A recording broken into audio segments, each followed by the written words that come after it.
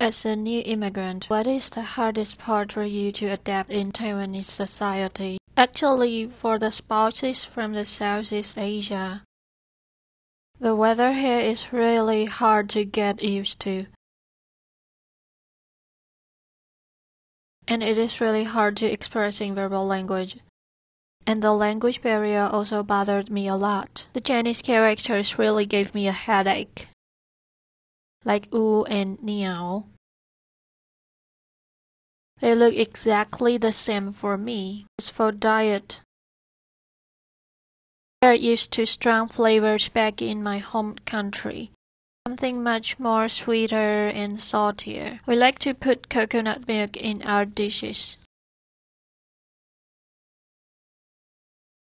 No matter in dessert or dishes like curry. But I also find it hard to find those flavors here in Taiwan.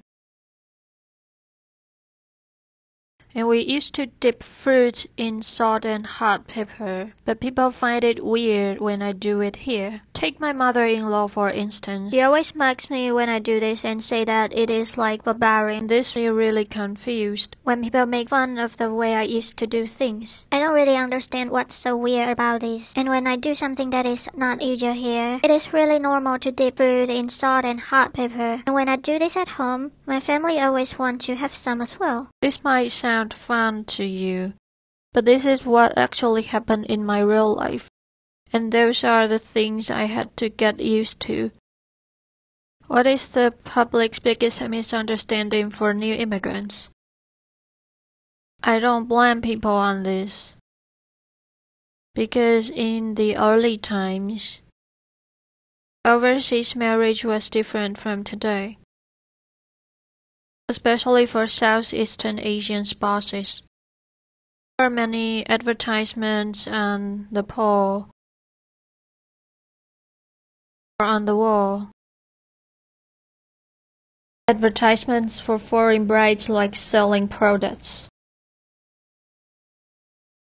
And the second, in the early times, the overall economic environment was better than now. Taiwan is considered Taiwan as a richer and more developed country than other Southeast Asian countries. But in the recent years, conditions for overseas marriage has changed a lot than before. Marriage brokerage began to become legalized. And you need to be in an association to be legal for matchmaking business. Besides, we all know that there are many Taiwanese corporations in mainland China and southeastern countries like Vietnam, Cambodia, Indonesia, and Thailand. And the Taiwanese who work overseas would have chance to getting to know some local girls or guys. And they might get married. So the marriage between Southeasterners and Taiwanese are different from the old days. This is not merchandise anymore. So for the Taiwanese society, I think it is important to get rid of the old concept of overseas marriage. But there are still a long way to go. Well, at least I think the younger generation is getting more and more open-minded for overseas marriage. What do you think is the biggest challenge for female new immigrants?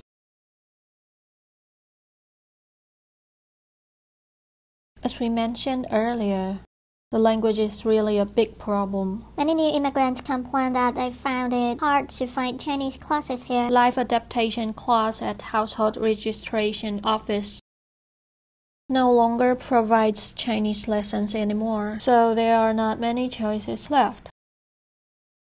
And they could now only go to some academic schools. But those spouses only need to learn daily conversation instead of obtaining the academic degree. The third is